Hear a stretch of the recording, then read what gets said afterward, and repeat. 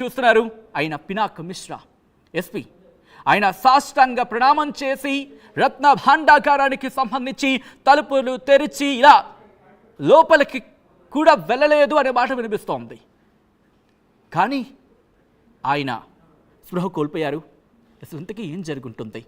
పూజా క్రతువులకు సంబంధించి ఏవైనా ఇబ్బందికర వాతావరణం ఉంటే ఇలా జరిగే అవకాశం ఉంటుందా? ఏం జరుగుండొచ్చు తెలుసుకునే ప్రయత్నం చేద్దాం. మనతో పాటు ప్రముఖ ఆధ్యాత్మికవేత్త జోగేశ్వర స్వామి మనతో పాటు ఫోన్ లైన్లో జాయిన్ అవుతున్నారు.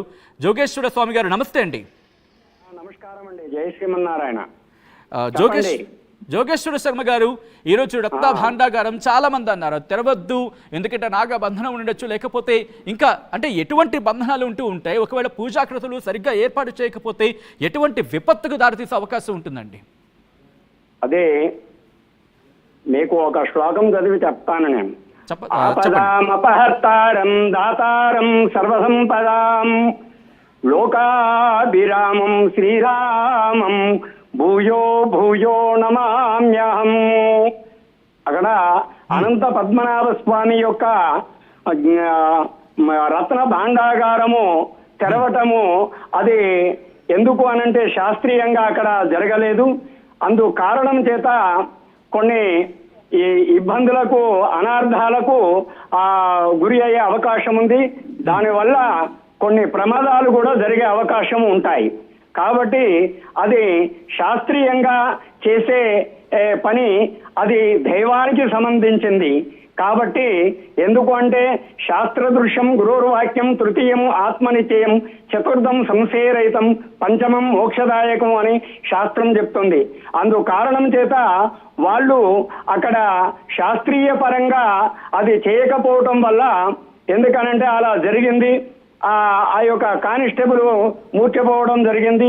అందు కారణం చేత ఎందుకంటే మన ఎస్పీ అండి ఆయన అయితే అందు కారణం చేతనే అతడు కళ్ళు తిరిగి పడిపోవడం జరిగింది. అందు కారణం చేత కొన్ని దేశానికి కూడా అరిష్టాలు జరుగుతాయి.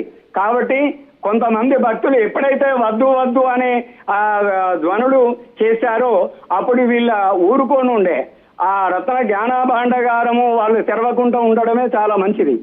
కానీ దాన్ని తెరిచారు కాబట్టి దానివల్ల కొన్ని అరిష్టాలు కూడా జరుగుతాయి శాస్త్ర ప్రకారంగా. అంటే ఇప్పుడు ఈ ఘటనకు సంబంధించి ఏం జరుగుండొచ్చు అంటే, పూజా క్రతువులు మనకు అందుతున్న సమాచారం ప్రకారం దాదాపు వారం రోజుల నుంచి పూజా క్రతువులు జరిగాయి.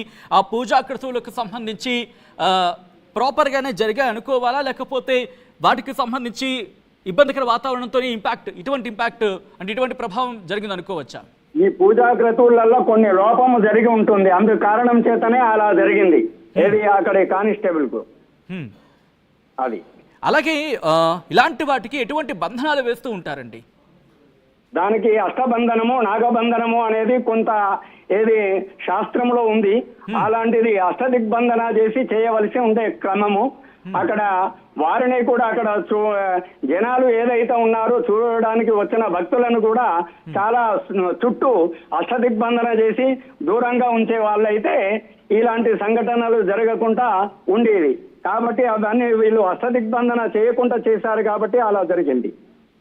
ఓకే, అంటే ఇప్పుడు అష్టదిగ్బంధనానికి సంబంధించి, ఎందుకంటే ఇప్పుడు దీని నుంచి ఎలా తప్పించుకోవచ్చు, లేకపోతే దీని నుంచి ఎలా రెమెడీ ఏంటి అంటే కనుక ఏం చెప్తారు? దీనికి శాస్త్రోక్తంగా ప్రాయశ్చిత్తం ఉంటుంది.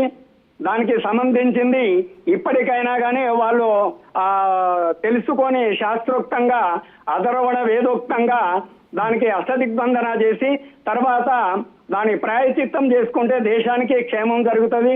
లేకపోతే కొన్ని అరిష్టాలు కూడా జరిగే అవకాశాలు ఉన్నాయి. మన ఏమిటి అనంటే తుఫాను లాంటి అదే కాకుండా భూకంపం లాంటిది, సునామీ లాంటిది వచ్చి ప్రమాదాలు జరిగే అవకాశం ఉంటుంది. కాబట్టి ఇప్పటికైనా దానికి శాంతి జరగడానికి, మన లోకానికి భారతదేశానికి క్షేమం జరగడానికి దానికి చేయవలసింది ప్రాయశ్చిత్తం చేసుకుంటే బాగుంటుంది. అలాగే ఈ భగవంతుడి సొత్తుకి ఎవరు కాపలాగా ఉంటూ ఉంటారు? ఆధ్యాత్మిక పరంగా ఎవరు దీనికి బాధ్యత వహిస్తూ ఉంటారు? ఎవరు కాపాడుతూ ఉంటారు? దానికి శాస్త్రంలో చెప్పబడింది. ఎందుకంటే నాగశేషుడే కాపలిగా ఉంటాడు. శాస్త్రంలో చెప్పబడింది 9 రకాల నాగదేవతలు ఉంటాయి. ఆ నాగ సర్పములే వాటికి కాపలిగా ఉంటాయి అనేది శాస్త్రం చెప్తుంది, అధర్వణ వేదం. అంటే ఇప్పుడు ఆ నాగశేషుడికి సంబంధించి ఆగ్రహించాడు అనుకోవాలా, లేకపోతే పూరి జగన్నాథుడికి సంబంధించి ఆ క్రతువుల్లో ఇబ్బందికర వాతావరణం ఉందనుకోవచ్చా? ఏం జరుగుండొచ్చు? ఏదో నాగశేషుడు ఆగ్రహించాడు. అది అంటే ఎటువంటి ఇంపాక్ట్స్ ఉండొచ్చు, వాటిని ఎలా కాపాడుకోవాలి, వాటి నుంచి ఎలా మనం బయటపడచ్చు? ఇప్పటికైనా కానీ దానికి శాంతి క్రమం అనేది ఉంటుంది. అది శాంతి క్రమం చేసుకొని దానికి స్నాపన తిరుమంజనం సంప్రోక్షణ చేసుకుంటే శాంతి జరిగే అవకాశం ఉంటుంది. జోగేశ్వర శర్మ గారు, జోగేశ్వర స్వామి గారు, ప్రస్తుతం పూరి జగన్నాథుడికి సంబంధించి, ఎందుకంటే ఆయన శాంతి స్వరూపుడు అనే మాట వినిపిస్తూ ఉంటుంది. సో ఇటువంటి నేపథ్యంలో ఆయన ఆగ్రహానికి గురయ్యాడు అనుకోవాలా, లేకపోతే ఆయన ఆగ్రహానికి గురవుతున్నాం అనుకోవాలా? ఏం జరుగుతోంది అనుకోవచ్చు ఇప్పుడు ఇక్కడ? ఆయనకు మనకు విశేషంగా ఏంటంటే అక్కడ శాస్త్ర ప్రకారంగా కొన్ని జరగలేదు కాబట్టి ఆయన ఆగ్రహించాడు. కానీ అనంత పద్మనాభ స్వామి చాలా శాంతి స్వరూపుడు. ఎలా అంటే శాంతాకారం భుజగశయనం పద్మనాభం సురేశం విశ్వాకారం గగన సదృశం